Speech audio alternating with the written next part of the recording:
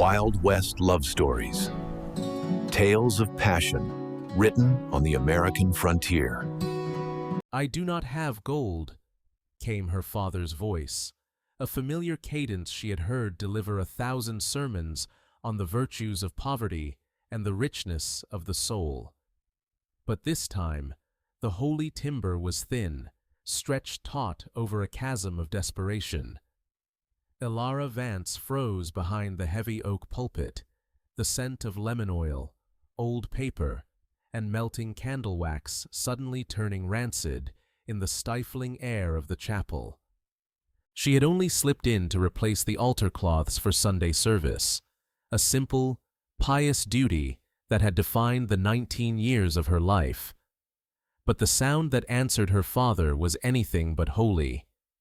It was a low, guttural laugh, thick with a worldly satisfaction that seemed to coat the very air in grime.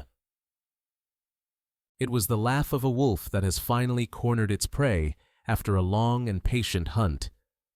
"No, Alistair, you never did," the other man, Silas Croft, replied, his voice a gravelly purr that slid through the sacred silence like a serpent.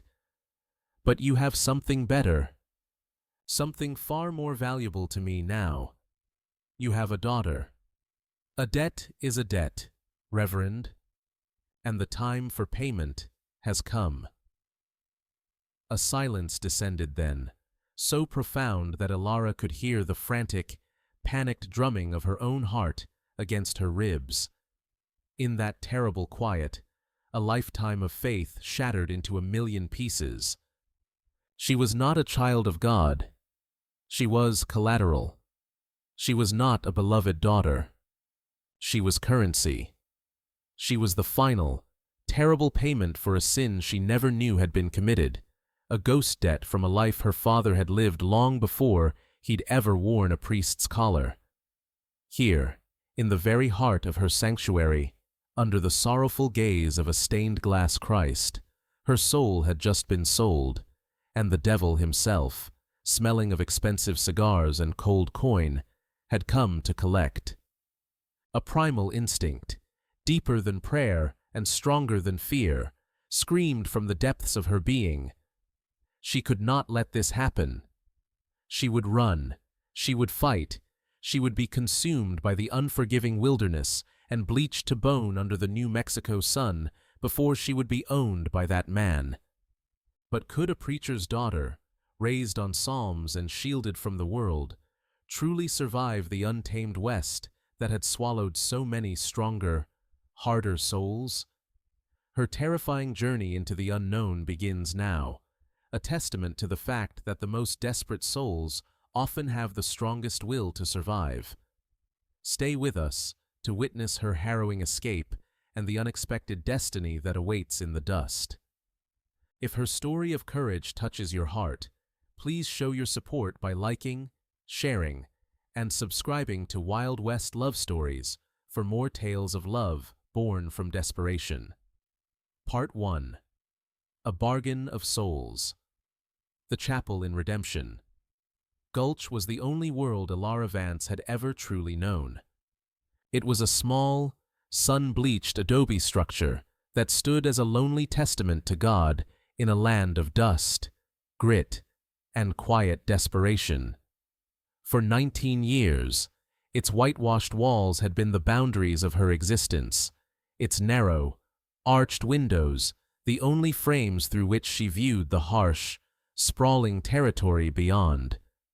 Her life was a litany of pious routines.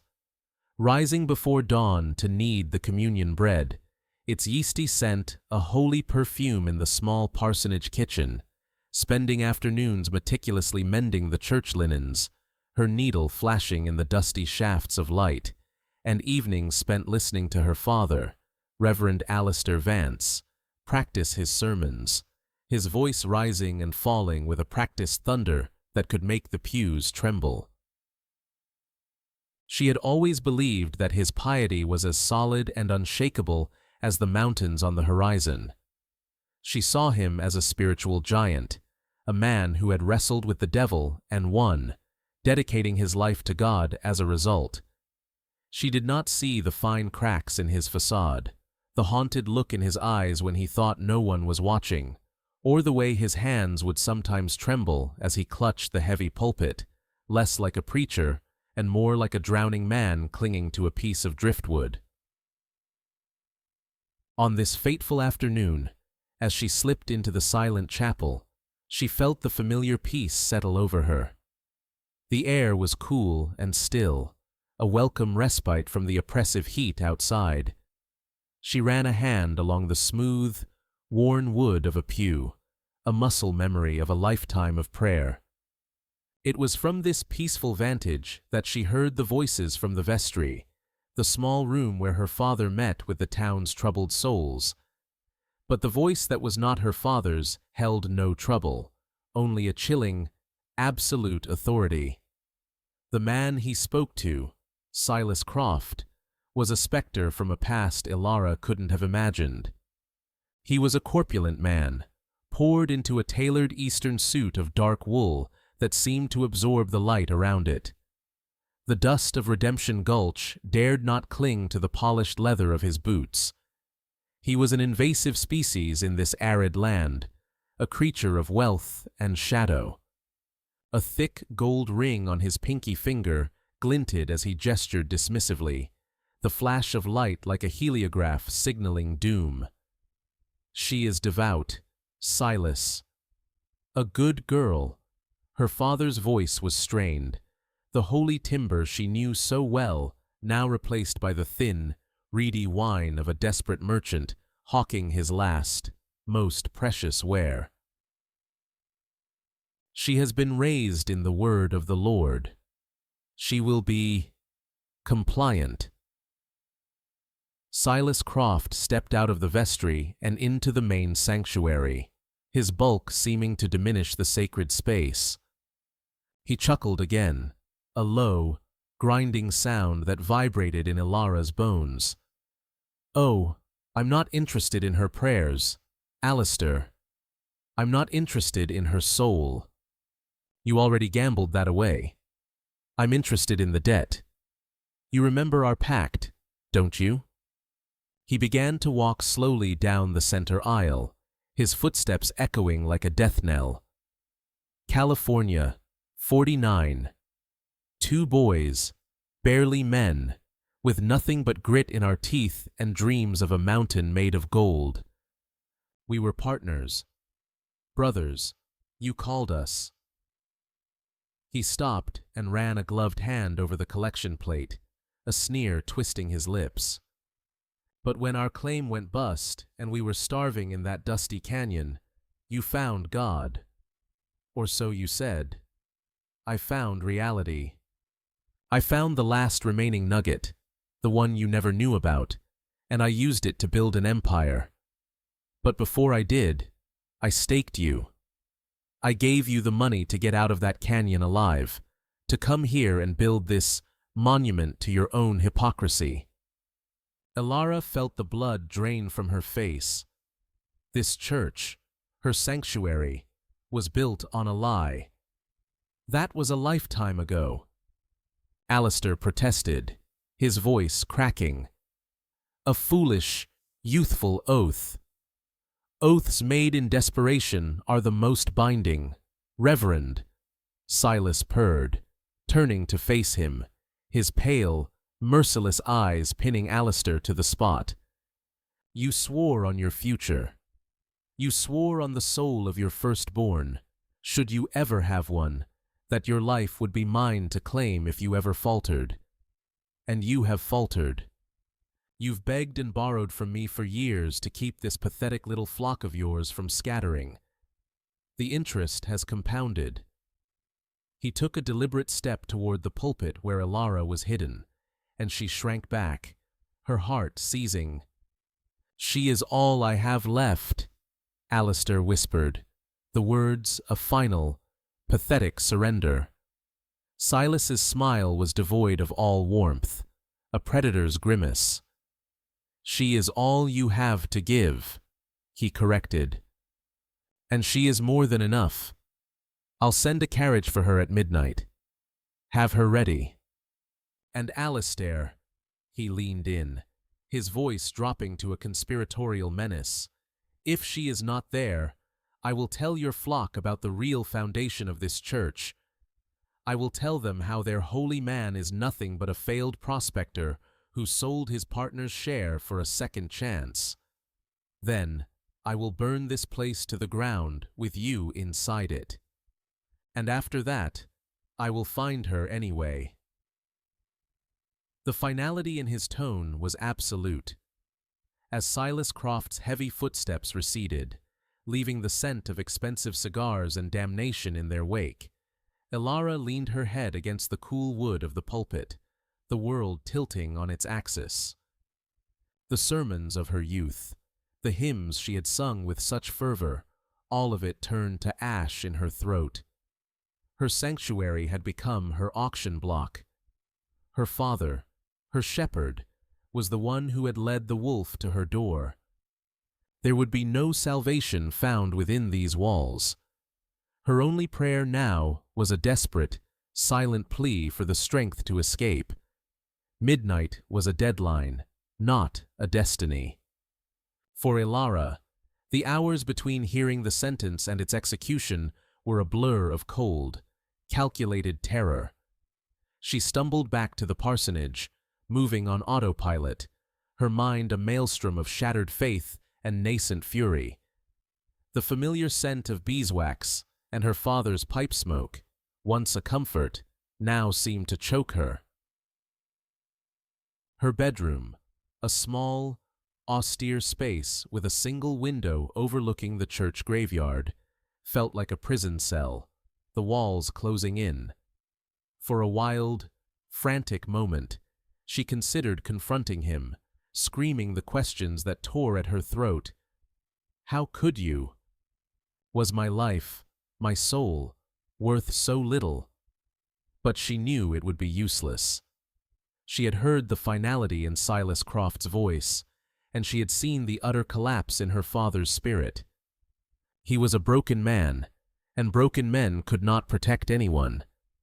There would be no appeal, no reprieve. There was only flight. Tears were a luxury for those who still had hope, a release for those who grieved a loss. Elara felt she had lost everything so completely that there was nothing left to grieve. There was only a hollow, echoing void. The grief would come later, in the wilderness, but for now, there was only the primal, urgent need to survive. She moved with a desperate, silent grace that belied the storm raging within her. Into a small, worn leather satchel, she packed not the things she cherished, but the things that represented a brutal new reality. A block of hardtack from the larder, dry and tasteless, was sustenance. A small tin of matches was fire, warmth, life itself. Her mother's sewing kit was a treasure trove of utility, not for the colorful threads, but for the sturdy needles that could serve as a fishhook or a tool, and the small, sharp scissors. Her hands paused over the heavy, leather-bound family Bible on her nightstand, its cover worn smooth by her father's hypocritical touch. For a moment, she thought of it as a weapon, a heavy object to be thrown. Then, with a surge of bitter resolve, she left it behind. His God and his words were hollow. They had offered her no protection, only a cage. Her final, most precious addition was the one thing that was truly hers, the one object not tainted by her father's lies. Tucked away in a small wooden box was a worn leather cord tied with a small, strange bundle of feathers, hawk, crow, and a single faded crimson feather. It was a mysterious, almost heathen-looking trinket, a legacy from the mother she barely remembered as more than a sad, quiet presence. Her father had always dismissed it, calling it a foolish relic of her mother's fanciful notions. But Elara remembered a rare, vivid moment. Her mother, weak with sickness, pressing it into her small hand and whispering with a strange urgency, "This is who you are. When you are lost, this will guide you home." Home. The word was a cruel mockery now. But the token was a connection to a truth older than her father's betrayal, and she clutched it like a shield as she prepared to step into the abyss. Slipping out the back door of the parsonage was like shedding a skin. Every creak of the floorboards under her thin shoes sounded like a gunshot in the oppressive silence. She held her breath as she passed her father's study, seeing a sliver of light from under the door, and imagined him in there, perhaps on his knees, praying for a forgiveness he did not deserve. The thought filled her with a cold, hard strength. The night air was a shock, biting and sharp with the promise of a harsh winter. The moon was a sliver of bone behind a scrim of high, thin clouds, offering little light to guide her. She did not look back. To look back would be to see the ghost of the girl she was, a girl who believed in sermons and a father's love. That girl was dead, buried in the dust of the chapel floor. The wilderness that began abruptly at the edge of the town was a terrifying, infinite blackness. It was a living entity, breathing with the rustle of unseen things in the brush and the distant, lonely howls of coyotes. It was a place of legends and nightmares, of mountain lions and bandits, and men with no laws but their own greed. Yet, it was a better option than the gilded cage Silas Croft had prepared for her. She ran. Her thin Sunday shoes, never meant for more than a polite stroll, were shredded by the rocky terrain. Her lungs burned with the effort, her heart a frantic drum against her ribs. Hours bled into one another, marked only by the shifting of the stars she didn't know how to read. The faint lights of Redemption Gulch vanished, and she was utterly, terrifyingly alone, a tiny speck of defiance in a vast, indifferent landscape. Once, the distant thunder of hooves sent a surge of pure adrenaline through her. She scrambled into a narrow crevice between two towering boulders, pressing herself flat against the cold stone, scarcely daring to breathe. Two riders, their forms silhouetted against the night sky, passed by on the trail below. The swinging light of their lantern cast a malevolent, searching eye across the landscape. Croft's men. She was certain of it. They were hunting her already.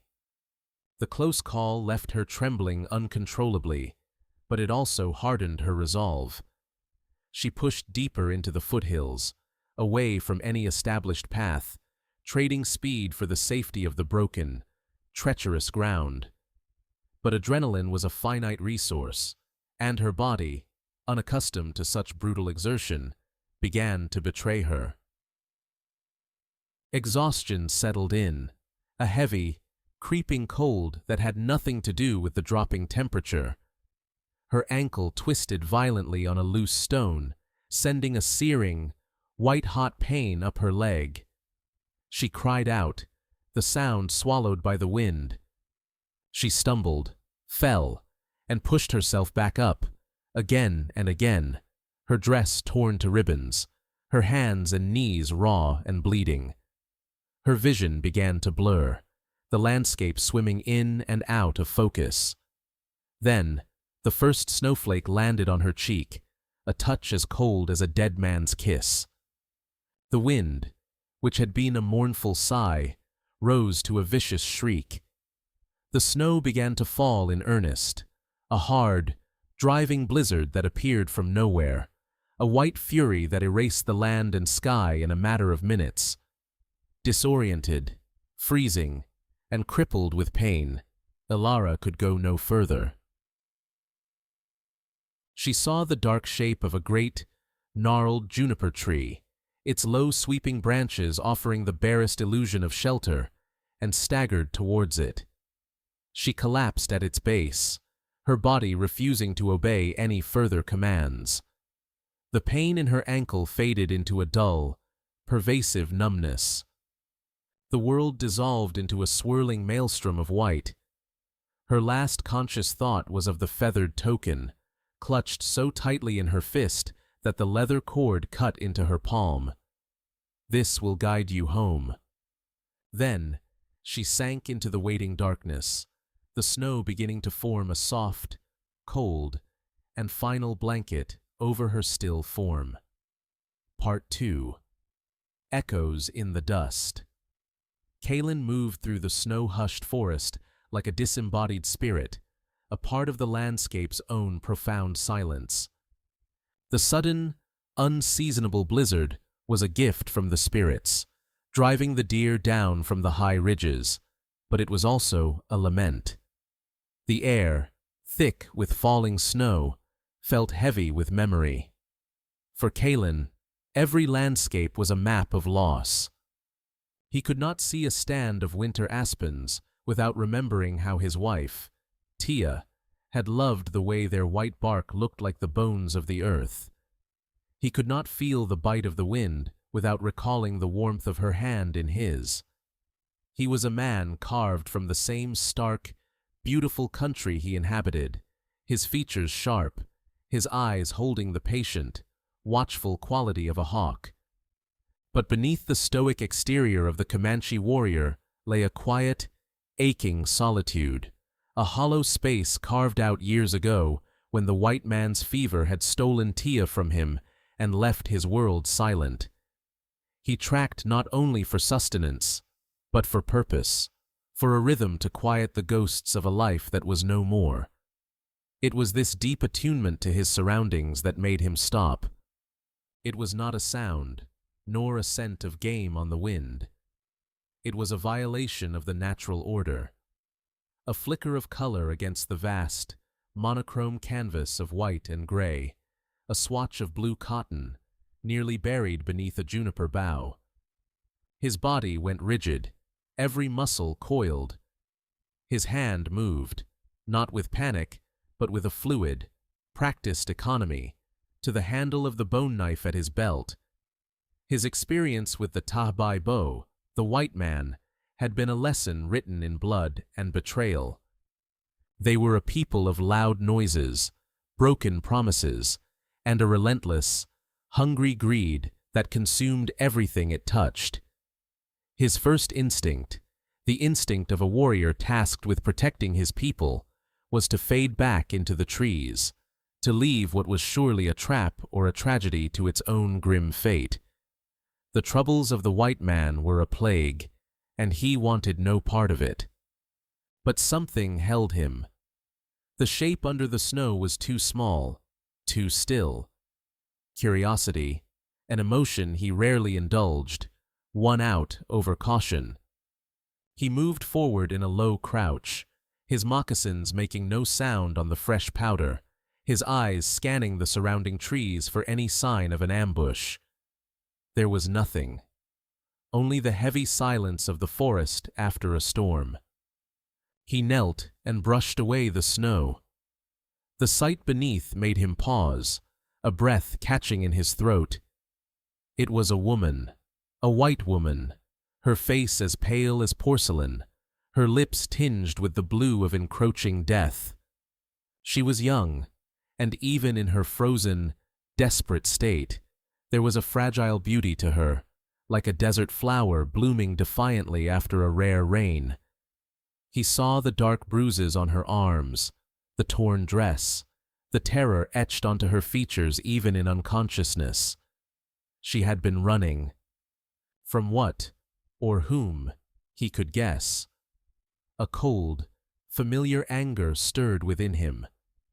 This was the way of her people, a casual brutality that was as much a part of them as the color of their skin. He was about to rise and leave her to the spirits when his eyes caught the dark leather cord around her neck, tucked partly inside the collar of her dress. Acting on an impulse he didn't understand, he used the tip of his knife to gently draw it out. His heart stopped. Lying against her pale skin was not a cross, not a locket, but an object he knew better than his own reflection. It was a prayer token, a numunu paha, a small bundle of feathers, hawk, crow, and a single, faded crimson feather from a summer tanager. The binding, the specific knot of sinew, the arrangement itself, it was a signature. It was the token of his mother's clan, the very one his own aunt had worn before she was taken in a raid by settlers 20 years ago, a wound in his family's history that had never fully healed. How? How could this white woman, the embodiment of his people's suffering, possess a sacred sign from the heart of his own family? The question swirled in his mind, a storm as fierce as the one that had just passed. To help her was to risk everything, to invite the chaos of the white world into the sanctuary of his village. To leave her was to abandon a sign so powerful it could only be an act of fate, a message he would be a fool to ignore. The serene face of Tia, even in her final moments, flashed in his mind. She had been the voice of compassion, the one who believed in bridges, not walls. A heart can be its own country, she used to say. Its borders are not made of skin. He looked at the woman's face again, then at the token that lay upon it. This was no longer about a stranger. This was about a spirit, a story that had been lost and had now, impossibly, found its way home. With a quiet sigh that was half prayer, half resignation, he carefully gathered her into his arms. She was lighter than he expected, a fragile burden against the vast, unforgiving wilderness. The journey back would be long. The questions he would face from his people would be even harder. But for the first time since Tia's passing, he felt a flicker of something beyond duty and grief. He was carrying a mystery back to his people, and he knew, with a certainty that settled deep in his bones, that his quiet life was about to change forever. Elara awoke not all at once, but in slow, confusing waves. The first sensation was warmth, a deep, penetrating heat that seemed to coax her very bones back to life, chasing away the memory of a profound, soul-deep cold. The second was scent, a rich, smoky aroma of cedarwood, mingled with the earthy, unfamiliar smell of tanned hides and wild herbs. The third was weight, a comforting pressure from a pile of heavy, fur-lined robes that covered her. For a long, disoriented moment, she floated in this sensory cocoon, convinced she must be dreaming or dead. But then came the pain, a dull, throbbing ache in her ankle, and the sharp, stinging chorus of a dozen cuts and scrapes. Pain was real. Pain meant she was alive. Her eyes fluttered open, struggling to focus in the dim, fire-lit interior. She was in a circular dwelling, a lodge made of hides stretched over a frame of sturdy wooden poles. The fire in the central pit cast dancing, larger-than-life shadows on walls that were painted with bold symbols of horses, eagles, and sunbursts. It was a place of primal power and beauty, and it terrified her. An old woman sat near the fire, her back straight, her hands methodically grinding something in a stone bowl. Her face was a beautiful, intricate roadmap of wrinkles, each line telling a story Elara could not read. Her long, silver-gray hair was neatly braided with strips of red cloth. This was Lyra.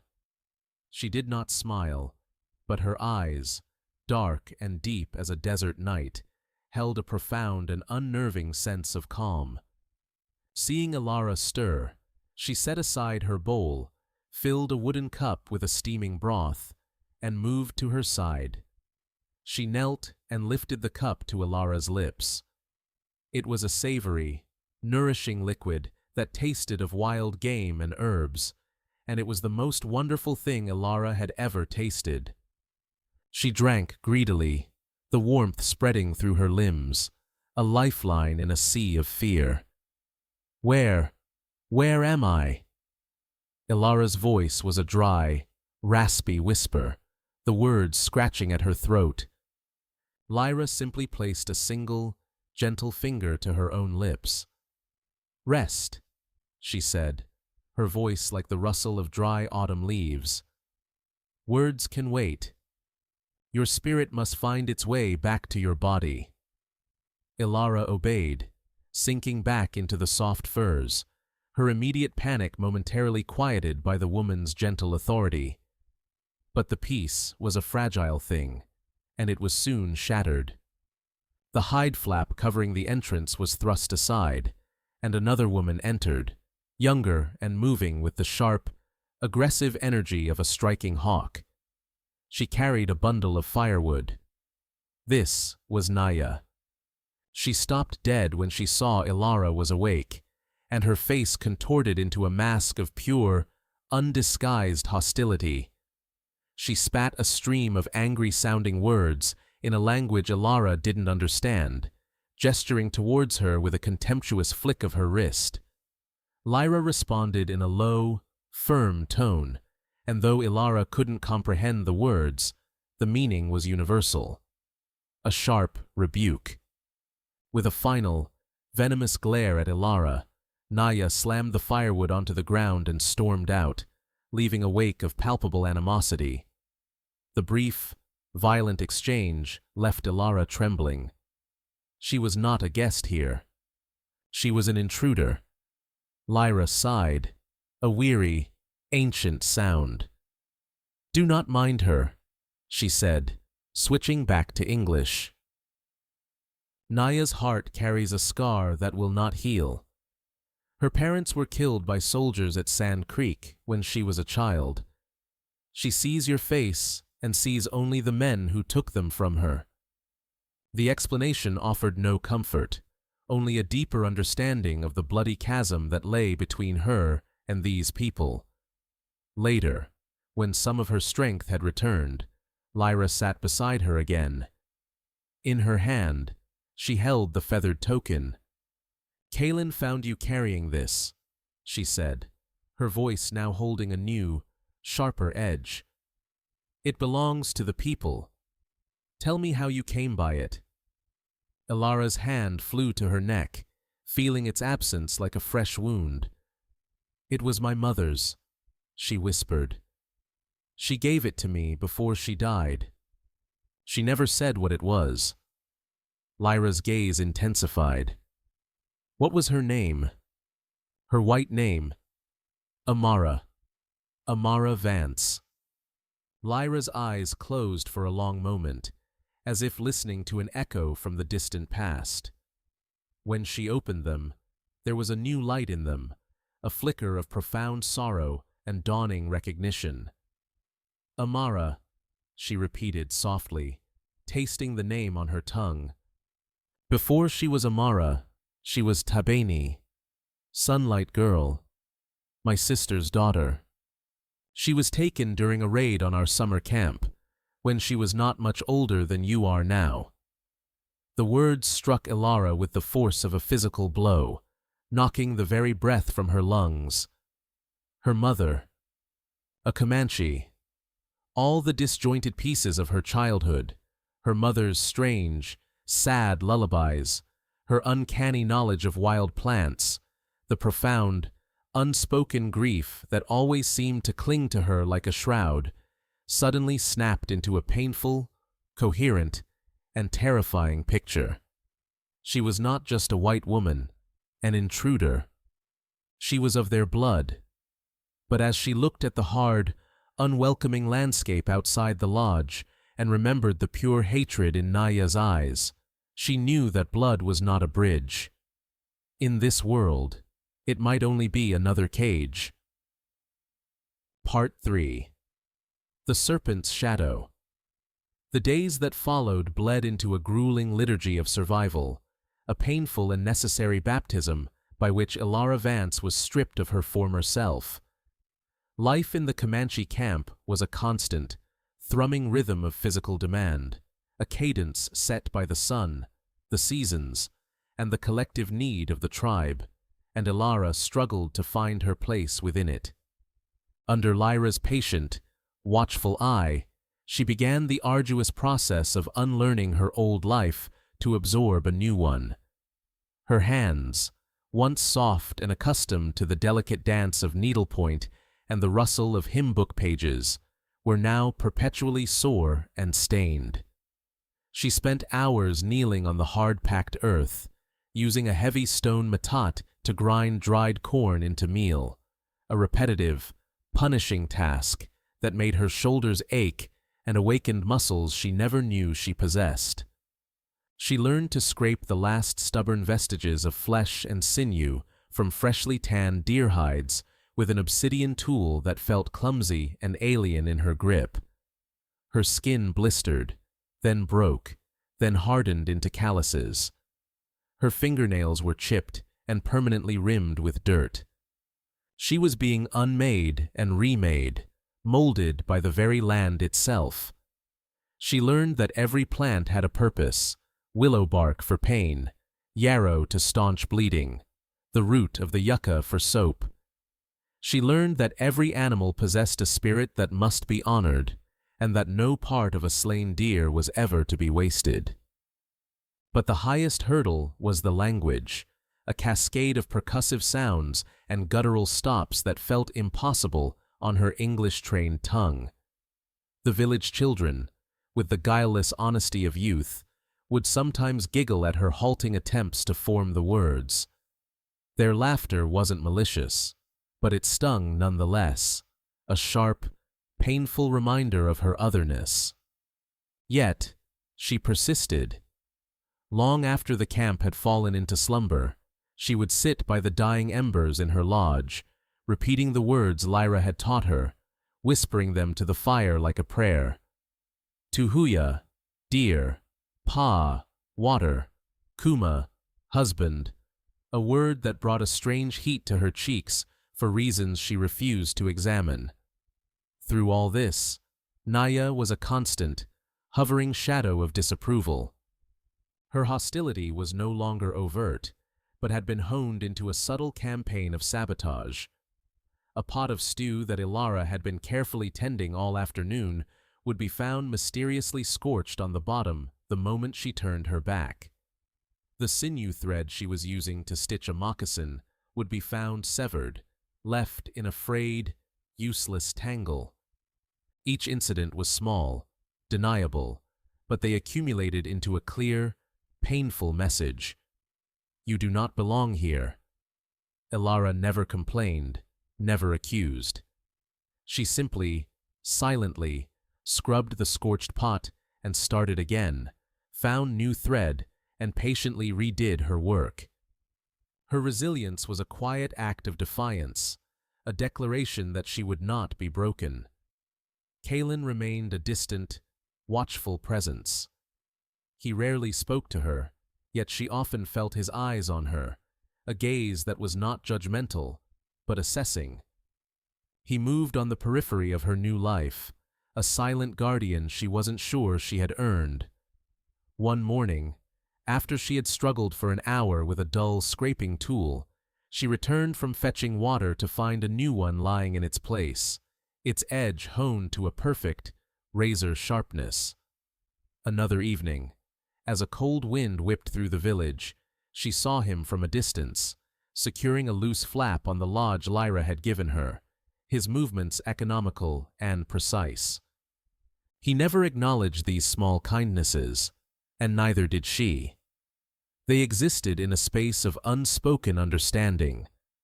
Their first true connection came not through words, but through a shared task. Lyra had asked them both to help stretch a massive new bison hide on a wooden frame. It was heavy, exhausting work, requiring them to pull in unison, their bodies moving in a coordinated rhythm against the immense weight and tension of the hide. At one point, her sore hands slipped, and she would have tumbled backward had he not reached out instantly, his hand closing around her forearm to steady her.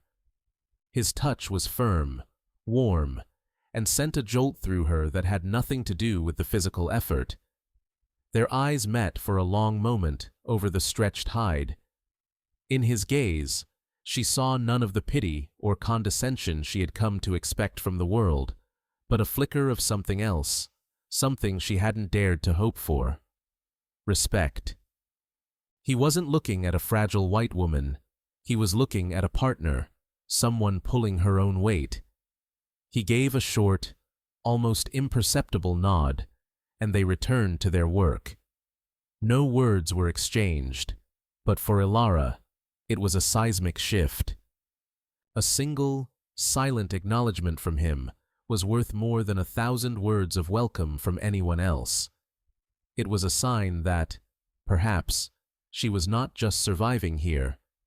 She was, slowly and painfully, beginning to belong. Far from the sanctuary of the Comanche village, Silas Croft's patience was wearing thin. He sat in the smoky haze of the Redemption Gulch saloon, a glass of whiskey in his hand, his mood as foul as the cheap cigar clamped between his teeth.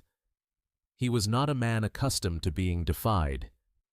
Elara Vance was no longer just a debt to be collected. She was an affront to his authority, a piece of property that had dared to have a will of its own. Her escape had made this personal. He slammed his glass down on the rough-hewn table, causing the other patrons to fall silent. "Find me someone who knows these lands," he roared, his voice thick with menace. "Someone who ain't afraid of ghosts and savages."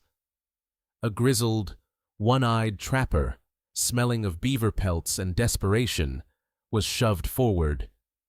For a handful of silver dollars, the trapper told Croft about the Comanche wintering grounds, a series of hidden valleys to the north, notoriously difficult to find. It was a long shot, he warned, but it was the only place a person could disappear so completely. Croft was a man of calculated risks, not blind faith. He paid the trapper, then dispatched 2 of his most ruthless hands, a pair of brothers named Jed and Caleb, not to attack, but to scout. "Find their camp," he ordered, his voice a low growl. "Mark its location, its strength. Do not engage. I want to know exactly what I'm walking into. I will not lose her again." Jed and Caleb were like coyotes, cunning and cruel, and they moved through the territory with a hunter's patience. Days later, Kaelen, on a long patrol to check his trap lines, found their tracks. They were shod horses, moving with a stealth that was unusual for white men. This was not a lost prospector or a wandering cowboy. This was a threat. He followed the tracks for half a day, every instinct, honed by years of warfare and survival, screaming that danger was near. He found their camp in a small, sheltered canyon. From a high ridge, he watched them, his stomach tightening into a cold knot. They were studying the valley below, his valley, his home, with a spyglass. He had to stop them. He had to ensure they never returned to their master. Kaelen circled around, using the terrain to his advantage, the wind in his favor, planning to dispatch them in their sleep. But fate was not on his side. A loose rock skittered under his moccasin, a tiny sound that was nonetheless enough to alert the ever-watchful Jed. A rifle shot exploded the silence, the bullet splintering the rock next to Kaelen's head. The element of surprise was lost. Caleb charged from the camp like an enraged bear, a long-bladed hunting knife in his hand, while Jed took cover and began to reload. Kaelen met Caleb's charge head-on. The fight was brutal and primal, a whirlwind of desperate strength in the dust and snow.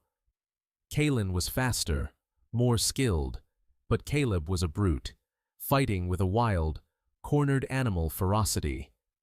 Kaelen managed to plunge his own knife into Caleb's ribs, but not before the man's heavy blade raked across his side, carving a deep, ragged gash from his hip to his ribs.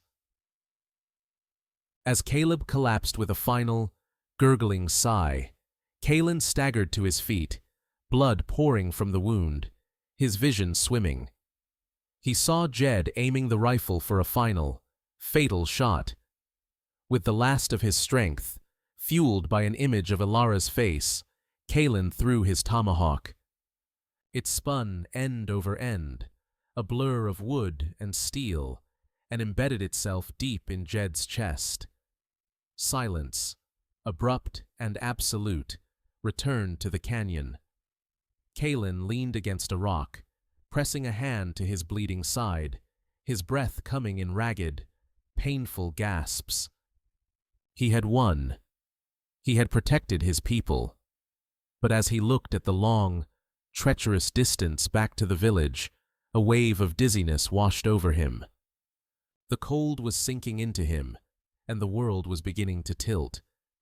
The journey home would be a battle in itself, and he wasn't sure it was one he could win alone. Part 4. A Scarred Allegiance. He returned not as a warrior, but as a ghost held upright only by sheer, stubborn will. Kaelen stumbled into the village clearing just as the evening fires were being lit, a specter of dried blood and dust, his face a pale, drawn mask of agony. Each step was a silent battle against the encroaching darkness of unconsciousness. He collapsed to his knees before he could reach the sanctuary of his lodge, a dry, ragged gasp tearing from his lungs. For a moment, the bustling life of the camp froze. A collective, horrified silence fell, broken only by the crackle of the fires. Then, the silence shattered. Women cried out, and the other warriors rushed to his side, their voices a low, worried murmur as they saw the extent of the injury. Elara was by the stream, scrubbing pots with a yucca root, the simple, rhythmic work, a small anchor in her tumultuous new life. When the commotion erupted, a primal fear, cold and sharp, seized her heart. It was a fear she recognized instantly as being for him. She dropped the pot, which shattered unnoticed at her feet, and ran toward the gathering crowd, her heart pounding a frantic rhythm against her ribs.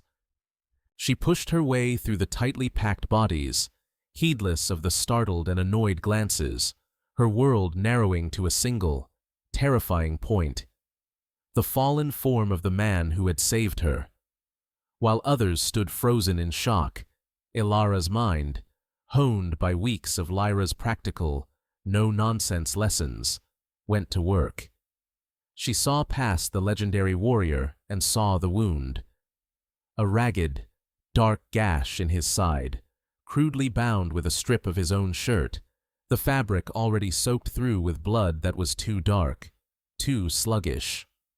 It was a wound that festered with every shallow breath he took. Lyra was there in an instant, her ancient hands, surprisingly steady, expertly probing the edges of the injury. The old woman looked up, her face grim in the firelight, the deep lines etched around her eyes seeming to deepen further. "The blade was dirty," she announced, her voice low but carrying over the worried whispers. "The white man's poison is in him. He will have the fever by morning." A wave of despair washed over the onlookers. Such a wound, from such a weapon, was often a slow, agonizing death sentence. But Elara refused to accept it. A fierce, protective instinct she didn't know she possessed surged through her, silencing her fear.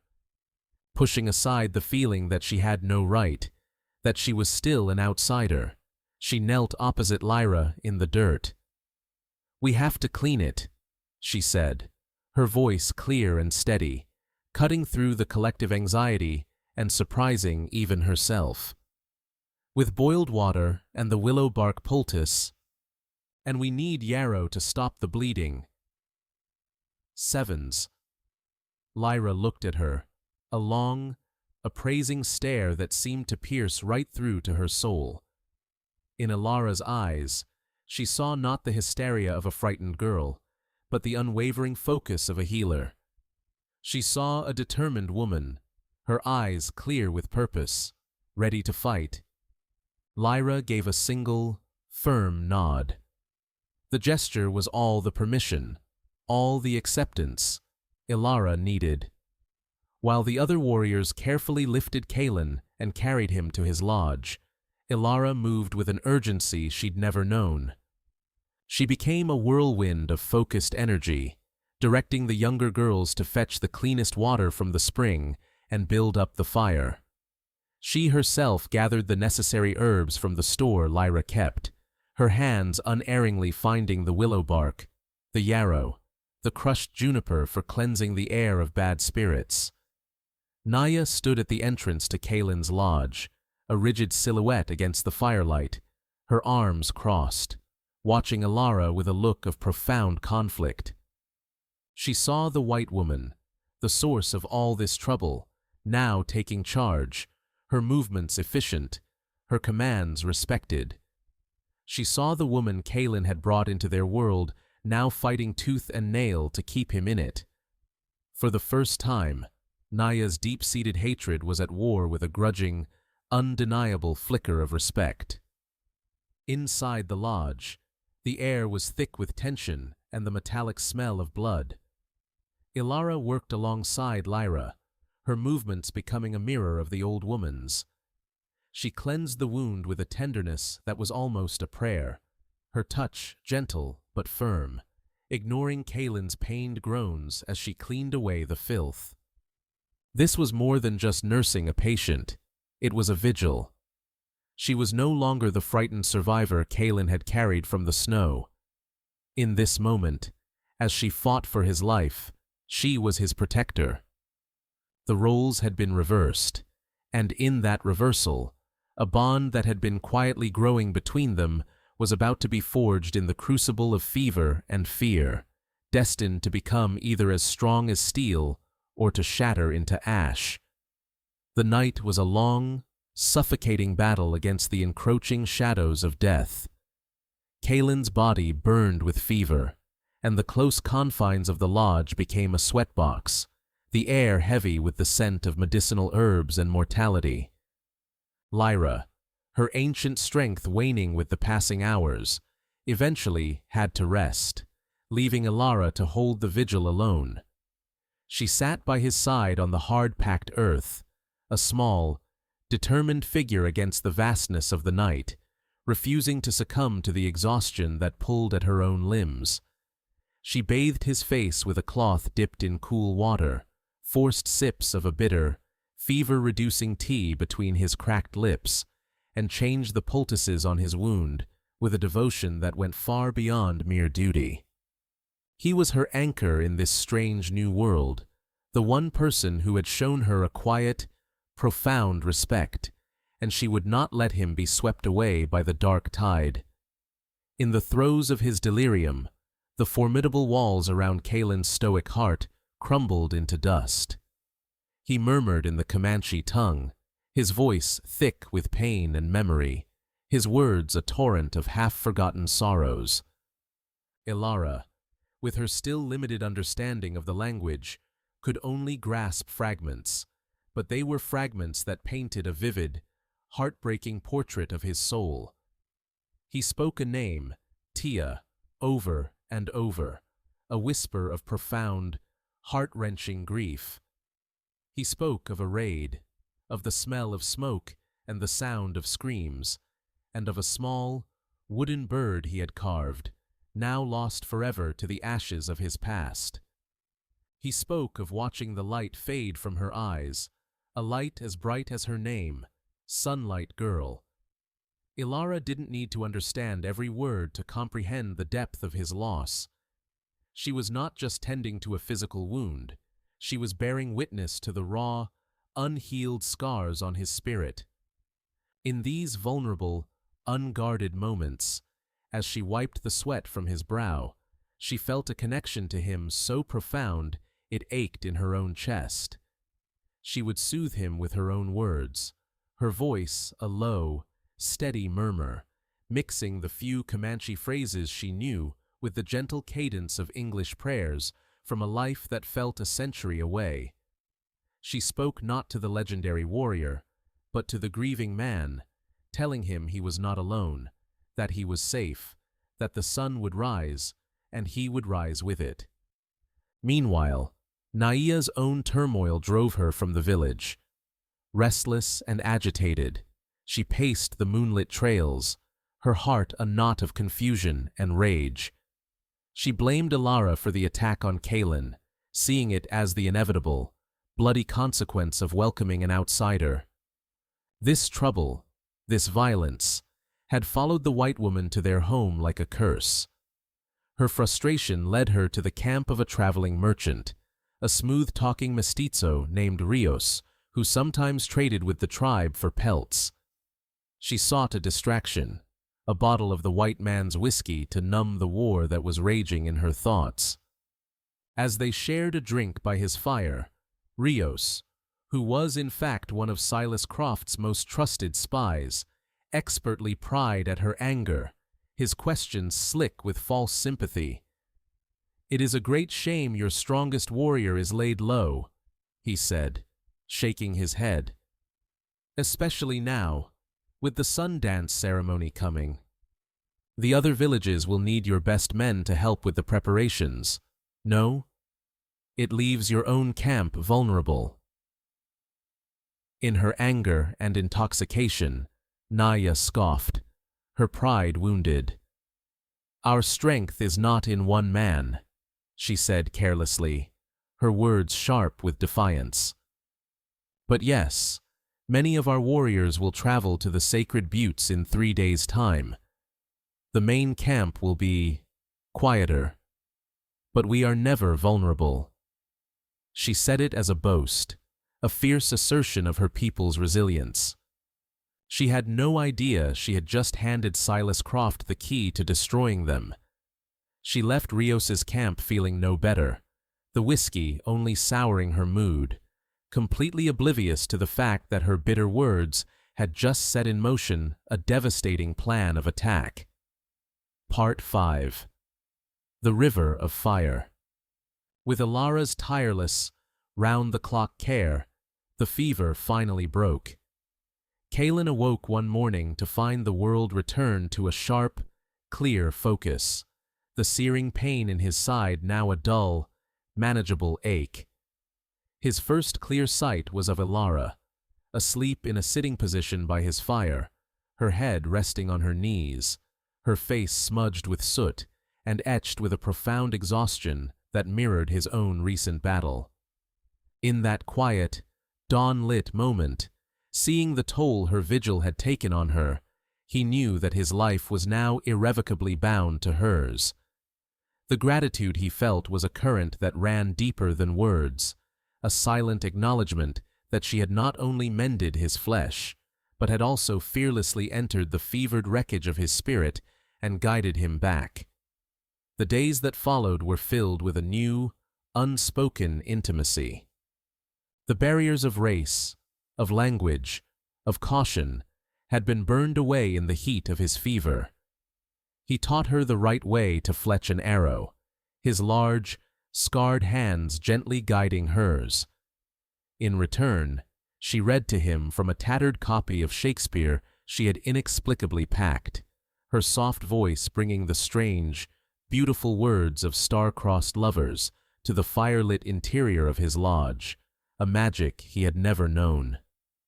The rest of the village saw the change. The bond between them was no longer a question to be whispered about, but a quiet, accepted fact. As Kaelen regained his strength, the tribe's attention turned to the upcoming Sundance ceremony. Just as Naia had unwittingly predicted, a delegation of the tribe's most important warriors and elders, Kaelen now among them, prepared for the 3-day journey to the sacred buttes. Leaving the main camp under the watch of a smaller, less experienced guard was a necessary, time-honored risk. It was the moment Silas Croft had been waiting for. The information from his spy, Rios, was perfect. He had no interest in a prolonged, costly war with the Comanche.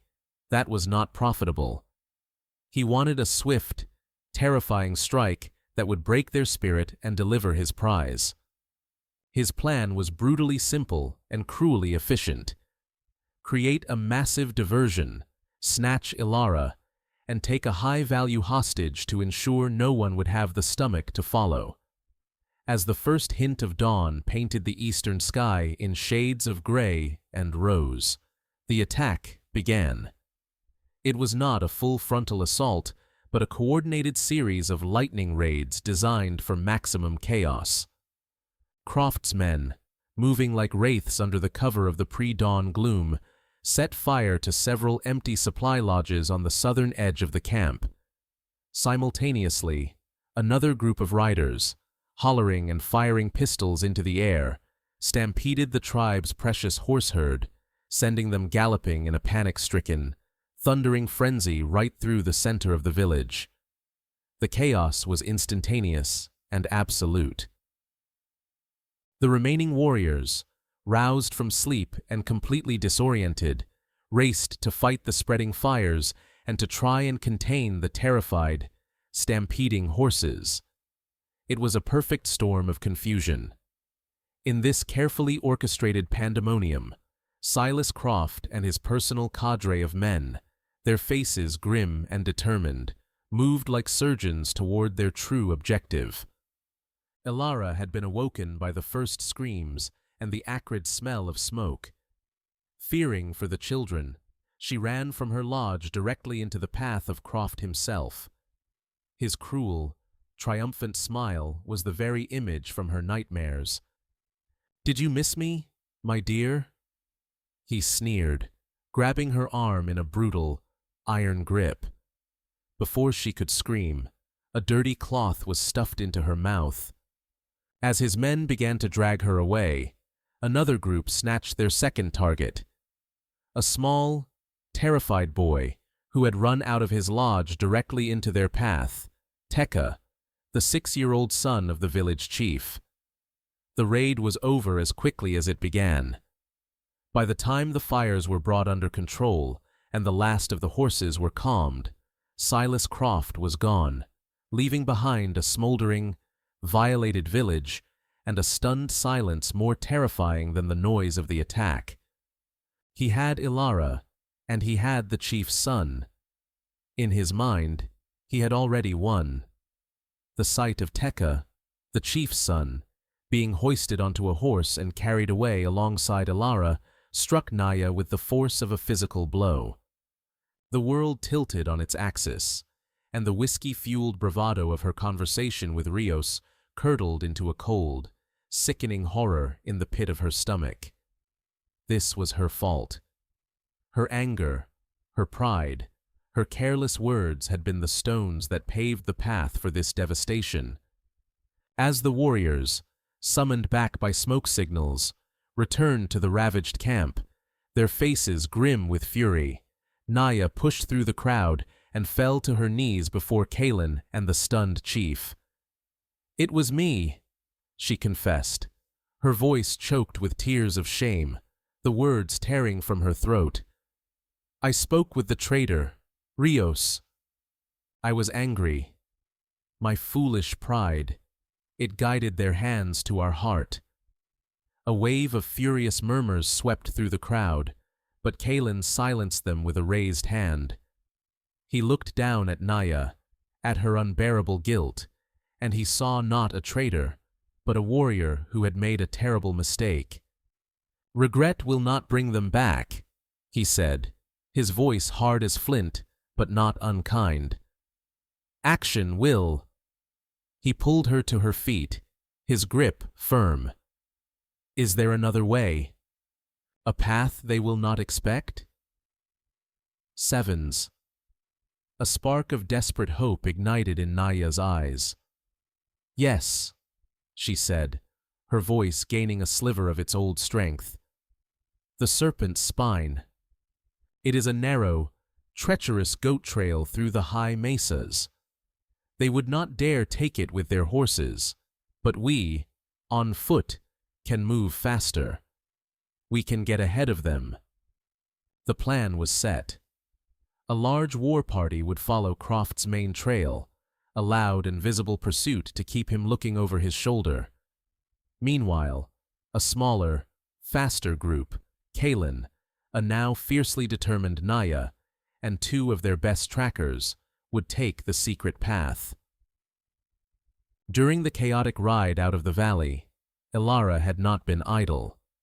Using a small sewing needle she had kept hidden in the hem of her dress, she had been painfully working at the thick ropes binding her wrists. As Croft's party slowed to navigate a rocky wash, she snapped the final strand, shoved the man holding her with all her might, and bolted into the thick brush. Her escape was short-lived. They caught her within minutes, but it served its purpose. It slowed the party down, forcing them to spend precious time hunting for her and allowing Kaelen's group to gain even more ground. They finally laid their trap in a narrow box canyon known as the River of Fire, named for its towering red sandstone walls that glowed like embers in the late afternoon sun. As Croft's men entered the canyon's mouth, a thunderous roar echoed from above. Boulders, pushed by Naya and the trackers, rained down, sealing the exit. The fight was quick and brutally tactical. Kaelen and the warriors engaged Croft's men with a focused fury, their primary goal, the rescue of the terrified Tekka. Naya fought with the ferocity of a lioness, her every blow a desperate act of atonement. Amidst the chaos, Elara saw her chance. She scrambled up a scree slope to confront Silas Croft as he tried to flee. This was never about a debt, was it, Silas? She shouted, her voice echoing off the canyon walls, sharp and clear. This was about my father. He found faith in that canyon all those years ago, and you found nothing but a bitter heart. You've spent your whole life trying to fill that empty hole with gold and power, but it's never enough, is it? You are still just a failed, lonely man. Her words struck him harder than any arrow, peeling back his layers of cruelty to expose the pathetic, insecure man beneath. He raised his pistol, his hand trembling, his face a mask of rage and shame. His resolve was shattered. In that single moment of hesitation, Kaelen struck, his war club knocking the pistol from Croft's hand. The fight was over. Tekka was safe, and Silas Croft was a prisoner, defeated not by a warrior's strength alone, but by a woman's unshakable courage. Part 6. Where the Two Paths Meet. The return to the village was not a triumphant procession, but a somber, deliberate one. The captured Silas Croft and his remaining men were marched into the central clearing, their hands bound, their faces a mixture of raw fear and sullen defiance. The entire tribe gathered, a silent, watching circle. The initial joy at the safe return of Tekka and Elara quickly solidified into a cold, simmering rage as they looked upon the men who had violated their home, burned their stores, and stolen their peace. The chief, holding his son tightly in one arm, called a council. The air grew thick with calls for vengeance. The warriors who had fought, the women whose lodges had been burned, all cried out for blood, a righteous anger that demanded satisfaction. "Hang them!" one man shouted, his voice raw with grief for a friend lost in the raid. "Let the crows feast on their eyes!" Another cried, a sentiment echoed by many. When the fervor reached its peak, the chief, his face a mask of stone, looked to Elara. She was no longer just the outsider, the half-blood, the rescued girl. She was a participant in their victory, a warrior in her own right, and her voice now carried weight. She stepped forward into the center of the circle, the firelight casting a warm, steady glow on her face. She took a deep breath, and when she spoke, her voice was quiet but carried a strength that commanded the silence of the entire assembly.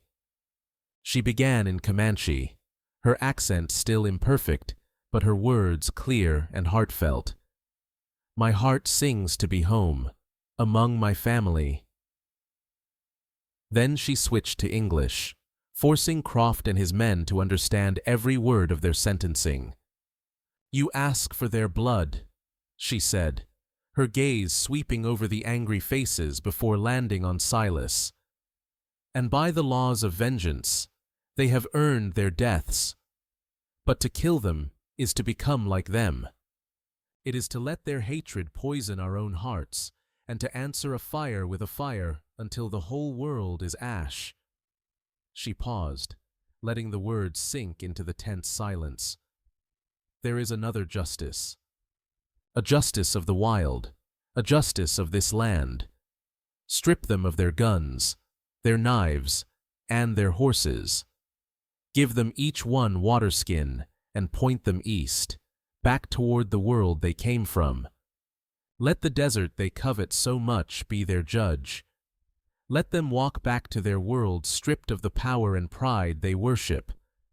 For a man like this," she said, her eyes locking with Croft's, "to live in shame is a far greater punishment than a quick death." A profound silence fell over the crowd. Her proposal was audacious, a mercy that was, in its own way, a crueler and more fitting punishment. It was a justice rooted in Comanche wisdom, not white man's rage. The chief looked at Elara, then at the humbled, defeated Silas Croft, and he nodded slowly. "The woman speaks with the wisdom of our ancestors," he declared, his voice booming. The decision was made. Later that evening, after the prisoners had been sent on their long walk into ignominy, a great ceremony was held. The fires burned brightly, and the drums beat a steady, joyful rhythm. The chief himself brought Elara forward. "You came to us as a stranger, a lost daughter of a lost daughter," he proclaimed. "But you have shown the heart and spirit of a Comanche. You have fought for us, bled with us, and taught us a lesson in wisdom. You are no longer Elara Vance, the runaway. From this day forward, you are Nita." He repeated the name, and the tribe took it up as a chant, a wave of acceptance and love. Nita, Nita, the one who begins again. At the height of the celebration, Naya approached, her face cleared of all its old hostility and suspicion.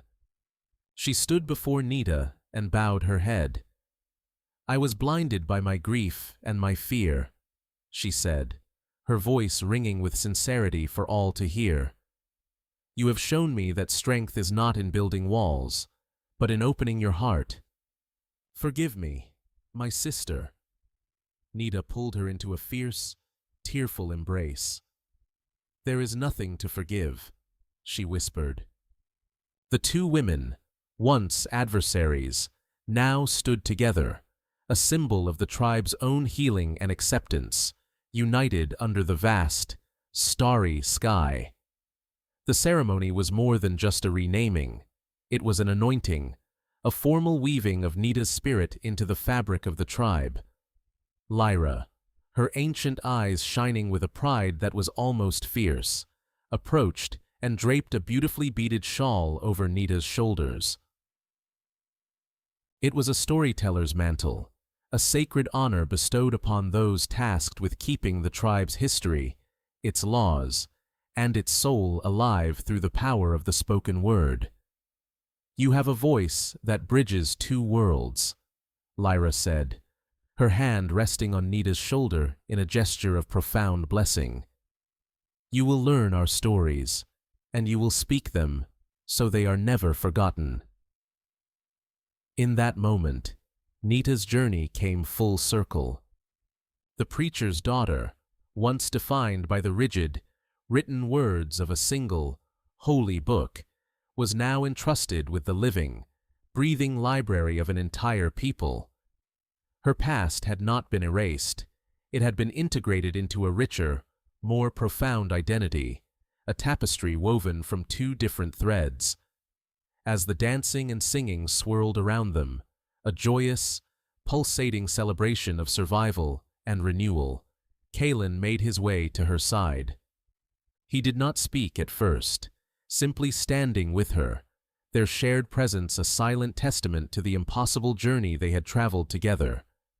The tribe, sensing the gravity of the moment, gave them a respectful space, their dancing slowing, their voices softening, their faces turned toward the two figures silhouetted against the great central fire.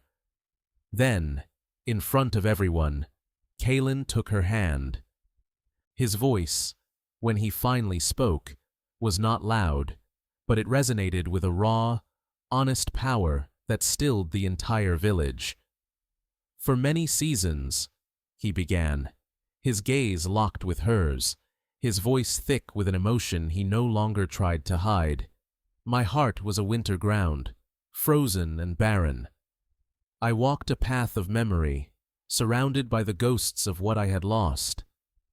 I was not truly living." His eyes drifted for a moment to the healing scar on his side, a physical reminder of the deeper wound she had tended. "You came into my life like the first thaw of spring. You were not afraid of the silence or the scars. You tended to my wounds, but you also healed the ones that no one could see.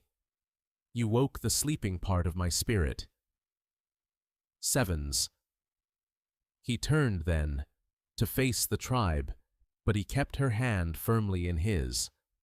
His voice rang with a clear, unwavering conviction. "She is not just a woman I love. She is Mukini," he said, using the Comanche word for which there was no simple English translation. It meant more than home, more than family. It meant the center of his world. "She is my home." A joyous cheer erupted from the people, a wave of sound that was both a blessing and a celebration. Kaelen turned back to Nita, his expression soft and vulnerable, stripped of all its warrior's armor. He gently touched the feathered token at her neck, the object that had first connected them across an impossible divide. "Your mother's spirit guided you back to us," he said softly. "And now, let us begin our own story." He leaned in and kissed her, a gentle, tender kiss that was both a promise and a prayer. It was not a kiss of frantic passion, but of deep, abiding peace, a joining of two souls who had been broken apart by the world and had found a way to become whole together. The story concludes not with an ending, but with a true beginning. Nita and Kaelen stand side by side before the sacred fire, their hands intertwined. She is no longer the girl who was sold, nor the woman who merely survived. She is Nita, the storyteller, the firekeeper, a bridge between two worlds. He is no longer the grieving warrior, but a man reborn in the warmth of a new love. Together, they watch the sparks rise into the infinite, star-dusted sky, their two paths, once so distant and divergent, now joined as one, stretching forward into the future they would build together, in the heart of the wild. In a land of dust and desperation, where a soul could be bought for less than a handful of gold, one woman's spirit refused to be sold. Elara Vance's harrowing journey from a preacher's daughter, betrayed in the very house of God, to Nita, a cherished storyteller and firekeeper of the Comanche people, is a raw and powerful testament to the indomitable strength of the human heart. She fled a life of certain servitude and ran headlong into an unknown destiny, facing not only the unforgiving wilderness, but the deep-seated suspicion of a people who had every reason to distrust her face, her language, and her past. She earned her place not through blood alone, but through sweat, courage, and an unwavering refusal to be broken by hardship or hate. Her love story with Kaelen, the stoic warrior haunted by his own tragic past, was not a simple romance, but a slow, profound healing for them both. He saved her from the snow, but she, in turn, fearlessly entered the winter of his grief and showed him the way back to the sun. Together, they faced down the ghosts that haunted them from within and the greed of violent men who threatened them from without, proving that the strongest bonds are not given, but forged in the very fires of adversity. This story teaches us that home is not merely the place of our birth, but the community that embraces our scars, the values that define our spirit, and the love that gives us a reason to fight. It is a place we choose, and choose again, every single day, a place where our true name is finally spoken. If you were moved by Nita and Kaelen's incredible journey of survival, identity, and love, then you have found your home here with us. We invite you to join our community at Wild West Love Stories. Subscribe and hit the notification bell for more unforgettable tales of forbidden hearts, unlikely heroes, and love that rises from dust and silence to defy an unforgiving world. Your next great adventure into the heart of the Wild West is waiting.